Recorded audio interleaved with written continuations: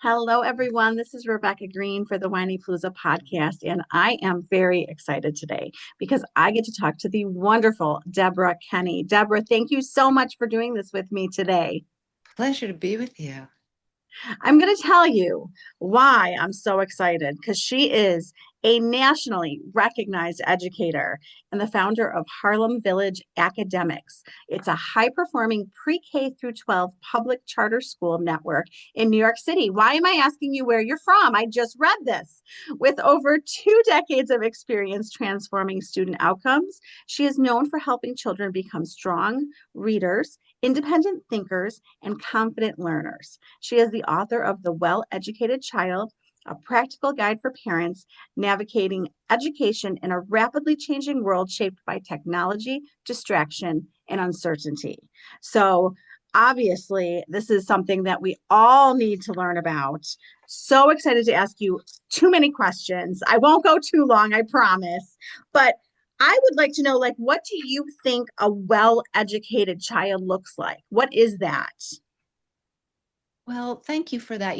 As a mother of three myself, and I will tell you, I also have a little grandson and a little granddaughter now, Oh, ages one and congratulations. a half and wait, sorry, ready? 1.5 years and 1.5 weeks. Oh my So, um, goodness. I have always had the same view as a mother and an educator about what we want for our children.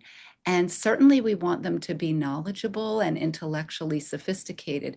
We want them to know, as the iconic educator Ted Sizer said, how to use their minds well, Mm, and to make sure that by the time they get to college and we send them out into the world, because by that time, empty nest, and our influence is limited by that time.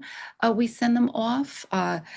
We want to be sure, as mothers, as grandparents, that they will not be duped by misinformation or shallow information, mm, or following the mob, as they say. That they won't be able to be influenced because they have become, in the K to 12 years, so solid in their analytic skills, in their skepticism, in their ability to evaluate information, just intellectually sophisticated. That's number one. That's a first mm, thing.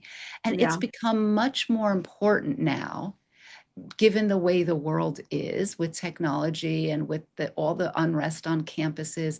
It's become much more important that we focus as moms, and as parents and grandparents, on how to make sure our kids are informed skeptics, knowledgeable, and intellectually sophisticated. The second thing is to have agency. And I talk about these three things in the book with Mm, examples and practical strategies. Second thing is agency. And what that means is that a young person is self-directed, self-motivated. They're driven, they take initiative, they follow through, they have a long attention span, can really sit and concentrate for hours and hours on important work, that they care about the quality of their work, that they're driven to excellence, that they, are passionate. And so all of that is wrapped up under agency.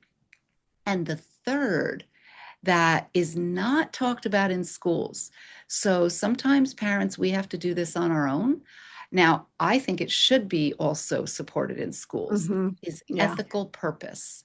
And this is Oh, really ultimately, in my view, that the other things are a means to an end. This is the end, which is, you know, having children understand that you're given a short time on this earth, and to do something meaningful with your life and use your life well, that you want to discern your calling, figure out what you're passionate about. What can I contribute? How can I use my life to fulfill the greater good of society?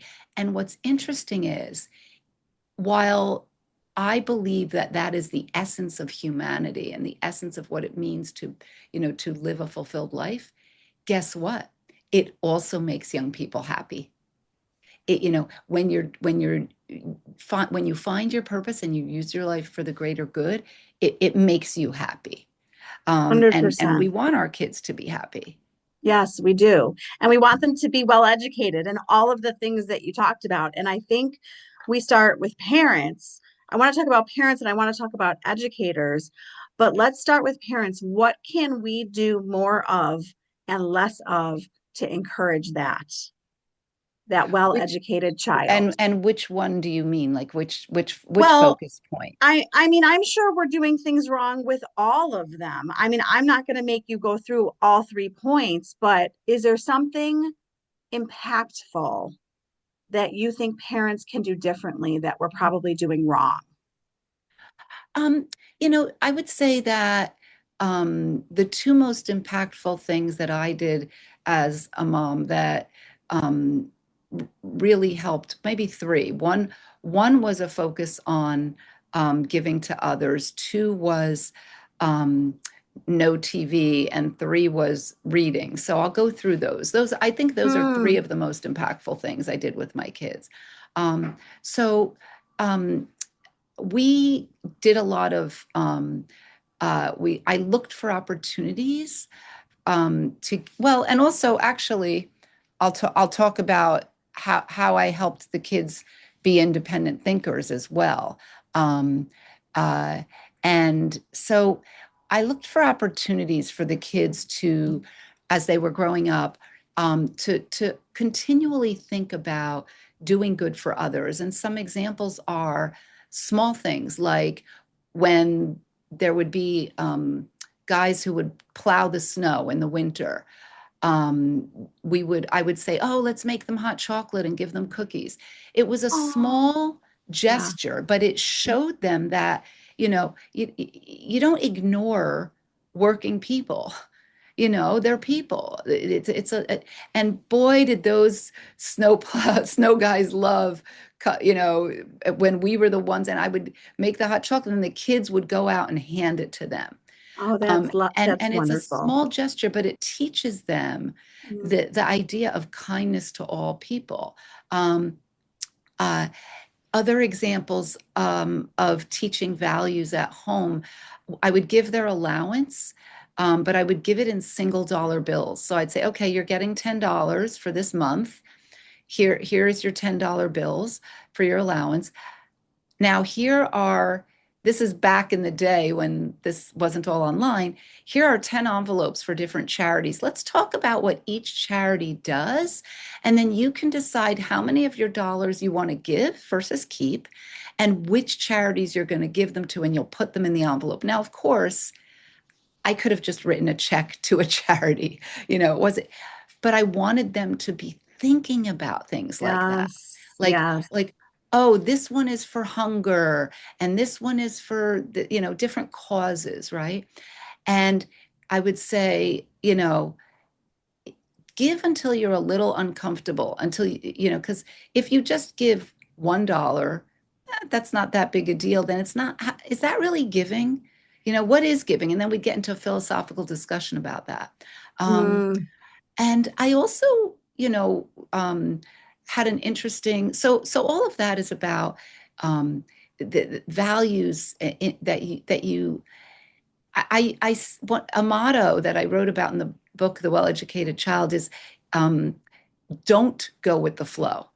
And what I mean by that is if you just go with the flow and go about your day, then who's inculcating values? Like, what values will your child hear and feel from society? Well, there are lots of companies that spend hundreds of millions of dollars trying to send messages to kids when they sell things. And it's usually about materialism and appearance. And so, if you don't interject, if you don't push back, you're kind of swimming upstream because American society is shallow and materialistic and commercial. And the message that American society sends is, money and glamour is what buys happiness. And so hmm. you really have to proactively take steps to work against that in a way, right? So, for example, when I used to go shopping, grocery shopping with the kids, and there would be a glamour magazine, so I would say to my daughter, why do you think she has on so much makeup? And like, what do you even need all that makeup for? What do you think? Or an ad would, an ad would, because even though I said they weren't allowed to watch TV, I did allow sports. Mm. So that was the exception. And I'll come back to the details on that. But if an ad would come at them from anywhere, I would always say, what do you think they're trying to sell you? So that they would think critically about something that's real in their life, and just have that independence of mind. And that relates to values, but it also relates to independent thinking, um, which was a big thing I pushed as a mom. But the other two things, am I going too long? Because I'm happy to. No, I'm learning. I'm loving this. Keep telling us. All right, these are just popping into my head. It's so long ago, but here's something that my kids said they thanked me for later, even though they Mm. fought me at the time. Oh, So I wow. didn't allow TV, and all their friends had cable TV. I And can't until I can't even believe that you just said that. When you said that before, I'm like, oh, I have so many questions. But yes, tell us about it this. was hard. It was hard. We bought this little TV at a garage sale that had rabbit ears, so we would bring it out for football and baseball. But until fifth grade, no TV, and um, and every once in a while they would complain about it, like in a long car ride or something. They would bring it Yeah, up, and yeah. my little technique was I would change the subject, and I would start talking about Ah, something else. I do that. I do that as a mom. That works. So, it's much harder now with social media, and I'll get to that in a minute because there's only one way to solve that. But it starts with the reason why I didn't want them to have TV, Mm. because I had this little Roald Dahl quote. It was something like TV rots the brain or something. It just, the majority of watching TV, your brain is passive. It shortens your attention span. It manipulates you to, internalize certain values. There's just so much wrong with it. But it's also what's if you don't spend 3 hours a day or four watching TV, well, now you have all this time. What happens? Well, here's what happened. They developed so many hobbies and interests, from arts and crafts to running outside to gardening to bird watching and photography and jumping in the leaves and just music and art and so many. And I'm not talking about signing them up for an activity or going to a violin lesson. We did that. Everybody does that, their share of those things. I'm talking about them developing passions and interests. Here's what they said to me when they were older. They said, Mom, as much as we fought you on it, I want to thank you for that, because my friends were always bored, and I don't even understand what it means to be bored. There's so many interesting things to do. Oh, And here's the other thing. They read 2 or 3 books a week, because and so their vocabulary, their intellectual sophistication, amazing. came from reading. So when you asked what can we do at home, the number one thing is fill the house with books, Mm. mostly books that the kids choose, but also books that you ask someone who's knowledgeable, what are books that kids love that they get hooked on. If you love Harry Potter, you'll love the Chronicles of Narnia, that kind of thing. I had books in the kitchen, books in their bedroom, books in the living room, books everywhere. And then I would take them once a week, either to a bookstore or more likely to the library once a week. And the other once a week ritual was family night. And you can Mm. do this any night you choose. I did Sunday night, but you could pick a different night. We would spread a blanket on the floor, make popcorn, put on Vivaldi. In the winter, there was a fireplace, and just make it really cozy. And we're all just reading. And there's something about the Oh. connection between reading and love. Mm. I mean, everybody knows that you put a baby in your lap and you read to them, and that coziness with the reading, they can their Yes. neural pathways and connect, and they connect reading with love. Mm. It's imagine doing that with a 5-year-old, a 10-year-old, a 15-year-old, you know, and they love it. There's something nurturing. So, in addition to the intellectual benefit, there's something very nurturing about this idea. So, those are all the things off the top of my head. Um, oh, Oh, go sorry. ahead. No, You go were ahead. you said you had talked about technology, but I'm not sure what your question was. Oh, well, that's where I was going next because I know what you're going to say. I'm scared of what you're going to say. So, I know you had a no TV rule, which I'm amazed by. Social media. Our kids are all on social media more than watching TV now. What are your thoughts on social media, kids constantly being distracted? I want to hear your 2 cents, and I'm really afraid of what you're going to say. Well, actually, the news is much better now than it was 5 and 10 years ago. Um, I'm going to start by I just remembered an exception I made and why I made it, because that is going to give us insight into what we Mm, need to do. And you know, in the well-educated child in the book, um, I talk about these kinds of things. But what I did was um, I made an exception that they could all pick one show per week. And I remember the reason I did that is I kind of discovered that in school, all the kids would be talking about one show at any given time. It was like, this is the show that everybody's watching, and it's the cool show, and it's what everybody's talking about. And that my kids would have been social outcasts if they weren't watching this show and couldn't feel like part of the conversation. And I just felt like, wow, what good luck that kids don't seem to talk about multiple things at a time. They seem to like get fixated on one thing that's the trend, and then 6 months later it might be another. So as long as I allowed their one show a week, it sort of let the steam out. It allowed them to be socially in with their peers, and yeah, that is a really important point. People talk about social emotional learning. The yeah, social part is really important because it impacts the emotional, and the emotional impacts the intellectual. So it's all interrelated. yeah, The psychologists will tell you, although educators have known this for decades, but brain science now has proven the interconnection between social, emotional, and intellectual. Therefore, you cannot on your own um, get your kids off social media. It is almost impossible, because then they will feel like they're completely left out of their social group. And I say that to alleviate any guilt that people might feel about it. The only way that I know, but the good news is that this is where the trend is and everybody's talking about it, is you get together with all the other mothers and all the other parents, either in your kid's class or grade, no, in the grade, the whole grade, or better yet, the whole school. And you say, and if you have a church or a synagogue or a mosque, or if you have a social community that you're very involved with, then get that community together. Can we all study Jonathan Haidt, the Anxious Generation, together, and look at what the other communities have done that's already proven?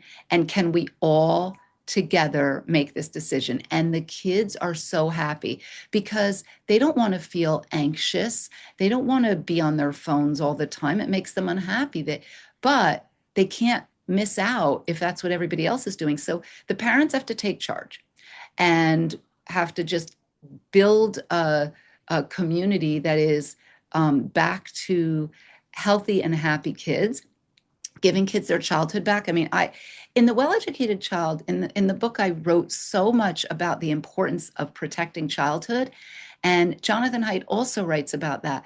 And I wrote it from an educational perspective, and the idea that children should be playing is something that early childhood educators have talked about for a half a century.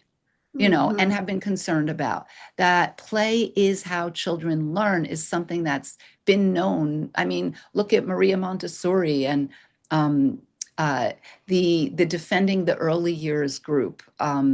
Uh, the Nancy Carlson Page writes brilliantly about this. Um, Mm. and it's true that kids need free play, and that the phones are undermining that. Yeah. I mean, my daughter will even say, I don't want to hang out with my friends and have all of us on our phones. Let's go do something. And I love that she complains about that. Right, So let's move on right. to just our wanting our children to have a better attention span. They're all very distracted. I find that their attention spans are not as long as we may like them to be. How can we help with that?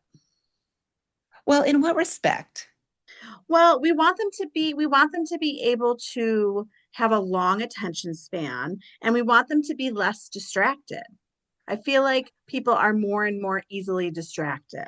Right. Okay. Well, first of all, eh, I feel like you kind of answered your own question, because between social media taking up all their time and books not being in their lives as much, I think we need to, as parents, insist that schools have kids do more reading. Mm, Um, I mean, schools are no longer um, uh, assigning full books, and it's a travesty. And we have to advocate. Um, we have to advocate as in the community for um, making sure more books are in the curriculum, full books, not just these short test prep passages only. I understand some of that is needed. mm, What I did when my kids started middle school is I asked the school English department chair, could you please share with me the reading list that you assign? mm, And I was astonished back in the day to see that there were only 6 or 7 books. And my kids were reading 100 books a year or more, and they're going to read 6 or 7 books. So I said to myself, well, you know what? I'm just going to have to take matters into my own hands. And I mm-hmm, asked a friend who at the time was working in the English department at a university, what are the best books for this age children that are quality books and that also kids love to read them? And then I mm, just bought all of them. And I had them as a permanent part of our home library. And then as each kid would read the book as it was their age appropriate turn to read it. And I just had to make up for it at home. Uh, but there is no easy way, there is no other way. It's less video game, less TV, more books. And and it's sort of like, think of TV and video games like sugar. A little bit is okay, but it makes you want more. None is the best, because then you get used to it and you don't crave it, and you instead love mm, strawberries because like they're so good. But if you had strawberry ice cream, day after day, your body would get um, adjusted to that, and then it would crave more and more and more, and it's destructive. And if you had it all day long, then it would be awful. So if you think of screens in the same way you think of sugar, um, it's hard to do, but getting off sugar altogether, they say eventually you don't crave it at all. And that is what happened with my kids. They had no screens, and they were so happy growing up. And just, I mean, what you want is that your kids are playing in the backyard and playing tag and playing hide and seek, and like that's a happy wholesome childhood. so kick them outside and off the screens, especially summer's coming. So we're really going to want to do that. Go outside. Go outside. Yes, exactly. So, do you Love feel that. like parents are we pushing too hard academically, or do you feel like we're pushing not enough? What do you feel like the trend is right now? Well, so I don't know what the trend is, but I can say that we should push um, in a way that's not pushing. I Um, like that. so what I mean is we don't want to push kids, we don't want to motivate kids. We want to create the conditions in which our kids are self-motivated and driven, and they push themselves. They motivate Hmm. themselves to work Yes. incredibly hard, but not for the grade. So, what we want ultimately is that our kids are self motivated, self directed, and driven to learn something and to do really to produce quality work and to understand things deeply. Like Einstein said, you want to understand the mysteries of the universe, like that you're fascinated with ideas, that you want to read more about something. So first is get clarity on the goal, right? Now, if you have a child, a young person that you've accomplished that, well, of course they're going to get good grades. But we don't want them, after a grade or a ranking, because that's just kind of shallow and meaningless, and that doesn't lead to happiness or success ultimately. Um, in the same way that pursuing knowledge does, right? Or pursuing insights. Um, Now the school has a role to play, but as parents, I always said to my kids, don't worry about the grades. The grades will come. Focus on learning. Find what you're passionate Mm, about. that's Go great deeper on the advice. things that are interesting to you. Tell me what you're learning about that. So one kid would be interested in science, another one might be some subject in English. Yeah. Um, so having clarity on the goal. And uh, yes, you're right. All of these things, they take time, but we only have our kids. This is the rude awakening when I had when the empty nest came. I was like, wait, what? I know. I know. So, it is hard, but it also produces a lot of joy. So I wish the best to your audience. It's a wonderful time of life to be a parent. It really is. I'm enjoying it. I will tell you, my children are way too obsessed with the score. Like I didn't get the grade that I wanted. I've been working on that unsuccessfully, so I would love some help with that. So, the same thing happened to me, actually, and Mm, it happens to all of us because the society and the school system, it all conspires to focus kids on rankings and scores and grades. It's very hard to work against it, but you you you say the right things, and ultimately, little by little, the message gets through. Um, Focus on the learning. That's what you're going to care about later in life. Try to talk to them about, imagine you're in college. Imagine you're in doing work that you love. What kind of education, when you're 25 years old, will you wish you had, so that you can be effective in the thing you love? Trying to help them think, if we take our kids seriously, they'll take themselves seriously. In the mm, well-educated child, in the book, I wrote about a teacher I had who really took us seriously. And so we then thought about our own lives in a serious way. Kids are capable of much more than we often realize. And so, um, uh, having those thoughtful discussions about um, uh, wanting to become a person who is passionate about learning. So, yes, yes, thank you yes. so much. This has been wonderful. Before you go, I know that you are a very busy lady. Can you tell everyone where to find you and your book? Oh, that's so nice of you. TheWellEducatedChild.org. The website is the title of the book, TheWellEducatedChild.org, or anywhere that you get your books. Well, thank you for taking time out of your busy day for me. I really appreciate your expertise, and I have no doubt that this will be helpful. Oh, well, thank you. It was really a delight to be with you. This is Rebecca Green, and I want to remind everyone to spend every day laughing, learning, and loving. Thank you for tuning in to the Whiny Palooza podcast. If you like what you heard, please be sure to subscribe so you never miss an episode. While you are there, leave a review. I love to hear your feedback. Thank you so much for listening. Until next time. This show has been produced by Market Domination, LLC. To discover how you can have your own show completely done for you and turn it into a real published book and become the authority in your marketplace, go to www.marketdominationllc.com/podcast offer.